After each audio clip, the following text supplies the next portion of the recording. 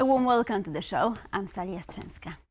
The 19th International Fryderyk Chopin Piano Competition has just begun here in Warsaw. So today we'll bring you up to speed on that, as well as explore all things Chopin. Every 5 years, the world of classical music turns its eyes to Warsaw, where the International Fryderyk Chopin Piano Competition brings together the most gifted young pianists from across the globe.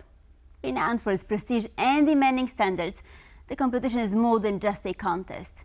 It is a celebration of Chopin's work and a showcase of extraordinary talent. We are at Warsaw's National Philharmonic, where the 19th International Chopin Piano Competition is now officially underway.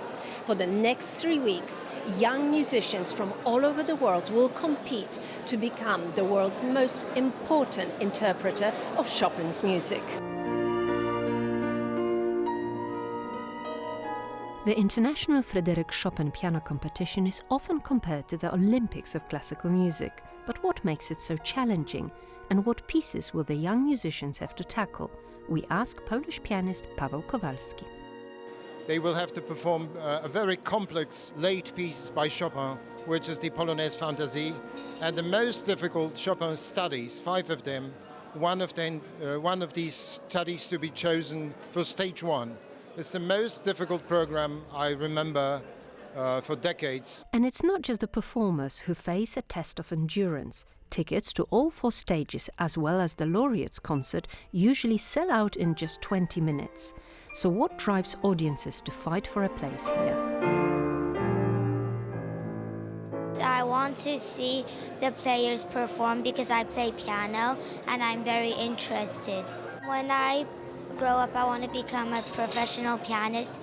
Well, I love Chopin, and I try to be here every time there is a competition. I came here for the Chopin competition from France. In Japan, melody of Chopin is quite common, and we have many chances to listen to the melody of Chopin, and it's touching to the heart of Japanese people.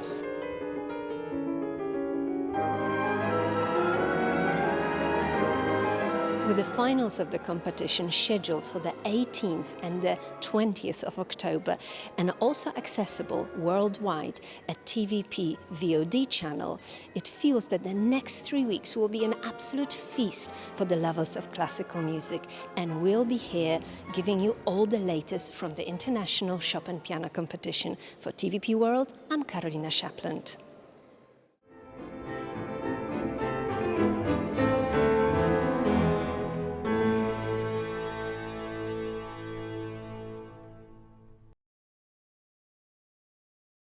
In the heart of Poland's capital, Chopin's presence is still very much alive.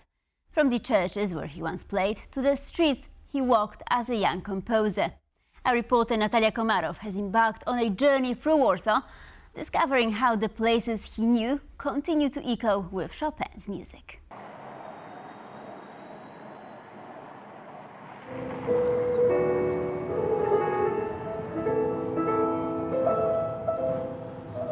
If you could travel through time and meet Fryderyk Chopin, please make sure to tell him that even 200 years after he left his beloved Warsaw, the city still lives and breathes his music. But if, like me, you can only travel through space, there are still a few spots around Warsaw where you can meet Chopin. Young pianist Maria agreed to take us on a walk.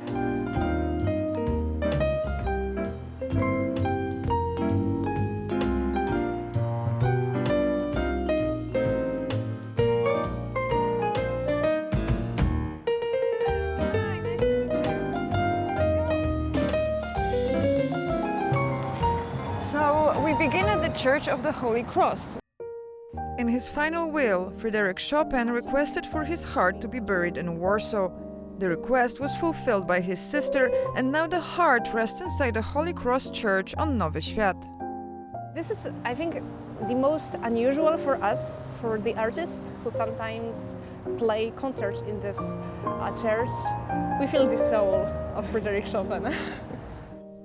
So how many concerts are organized here in the year? Everything, it depends. For example, this year of Chopin competition, many concerts, especially on August.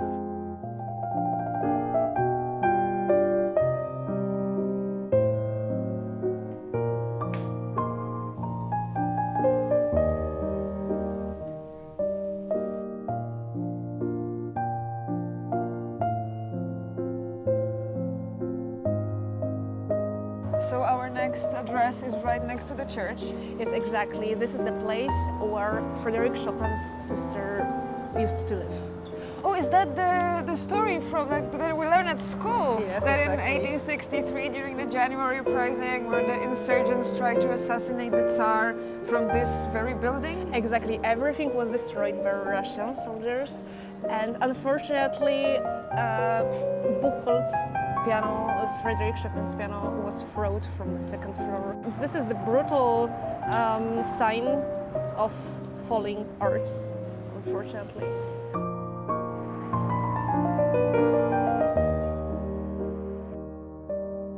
And from here is just a very short walk to the Fryderyk Chopin Museum. But we had other plans. It's getting cold. Really? I have a wonderful idea. Do you want to go and eat something sweet? Sure, let's go. Let's go.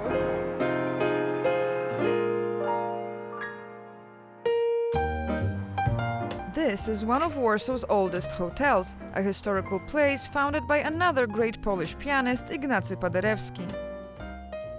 And this is a dessert created especially for this year's Chopin competition, a cherry nocturne.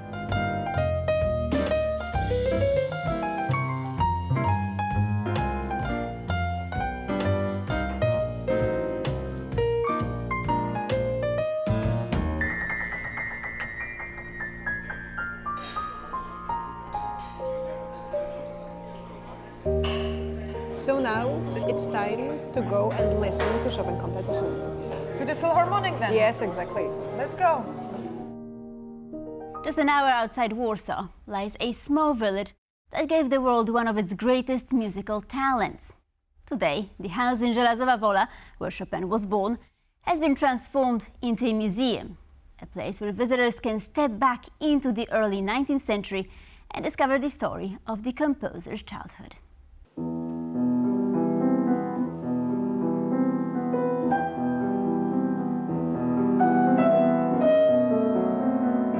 Did you know that just a short drive from Warsaw, in Żelazowa Wola, you can step into the very room where Fryderyk Chopin was born? We're in front of the house where Fryderyk Chopin was born. It was built in the mid-18th century. We don't know the exact date, but it's the original one.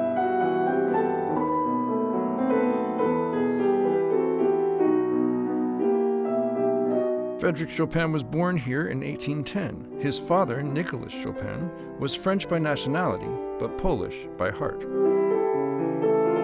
As a young man, Nicholas Chopin did not take up arms in the French Revolution, but he did enlist in the Kościuszko insurrection of 1794. By the time he fathered the future pianist, he was working as a private tutor for the Skarbek family, the aristocrats who owned Żelazowa Wola. Little Fryderyk only lived here for the first few months of his life, but after his family moved to Warsaw, he would regularly spend his summer holidays in Żelazowa Wola. We know that the last summer young Fryderyk spent with his parents in his homeland in August of 1830, he spent here. 3 months later, he set off on tour, and as fate would have it, he would never return to his home country after that tour. The Chopins were close friends with the owners of this land, the Skarbek family. It is said that one summer he performed an open-air concert here under a very old spruce. Well, the tree is no more, but apparently Fryderyk gave a little recital here for the local audience.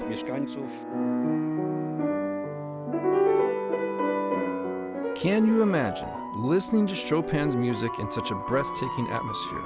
Well, good news, the experience is available every summer. Why did Chopin never return? After the November 1830 uprising, the Russian Empire closed its borders to Polish immigrants. In addition, his fragile health kept him abroad. He lived the rest of his life in France. This exhibition is special because these items came straight from France, from the home of George Sand.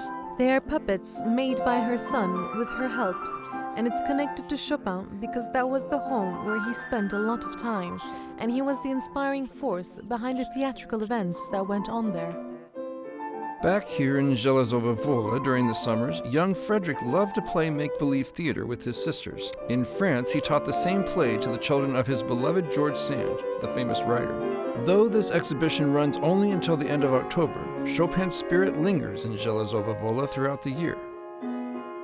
For anyone seeking to understand the notes of nostalgia, loss, and longing woven into the music of Poland's greatest composer, this is an essential place to visit.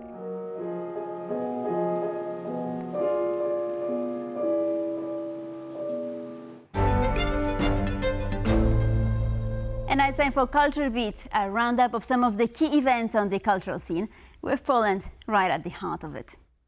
And we start off in Warsaw, at the Museum of Modern Art, where the Kyiv Biennial 2025 has arrived under the title Near East, Far West.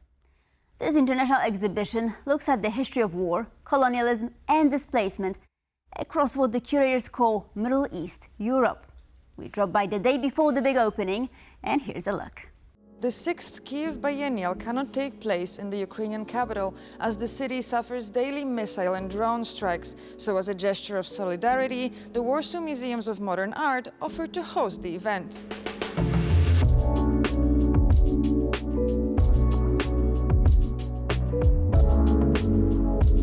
The exhibition is called Near East, Far West, and it really maps the current moment of war, militarization, hatred, but does so across multiple contexts, multiple histories, Ukraine, the Middle East, Gaza, and really asks visitors to think about what's happening on the so-called edges of Europe.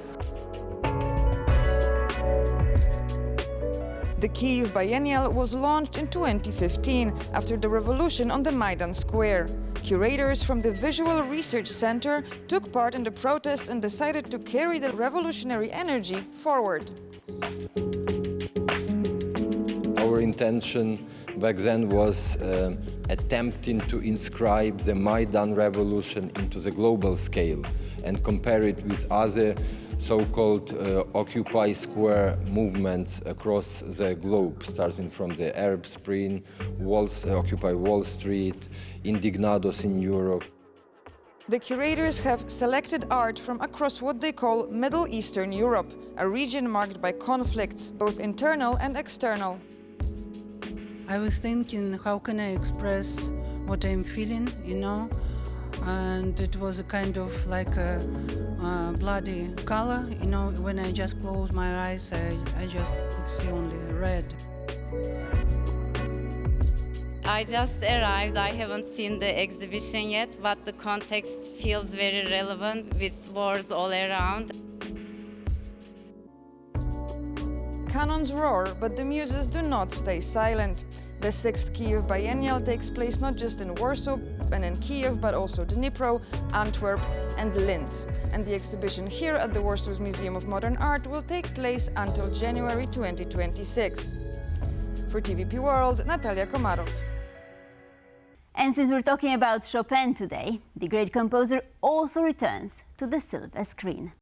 Polish director Michał Kwieciński brings Chopin's story to life in his latest film, Chopin, a Sonata in Paris. The period biographical drama, starring Erich Kulm as the legendary composer, explores Chopin's life and artistic struggles in 1830s Paris. The film is slated for theatrical release on 10th of October. And we continue on the topic of new cinema releases. A new film about the legendary wartime spy Krystyna Skarbek, titled Skarbek the Partisan, has just hit cinemas in both Poland and the United Kingdom. The British-Polish co-production brings to the screen the daring adventures and secret missions of the first female agent of British intelligence, whose exploits later inspired Ian Fleming in creating the character of Vesper Lind. In the lead role as Krystyna Skarbek is actress Morgan Polański, bringing to life one of history's most remarkable women. And with this, we conclude this episode of Pulse of Culture. Thank you for watching, and please stay tuned for more.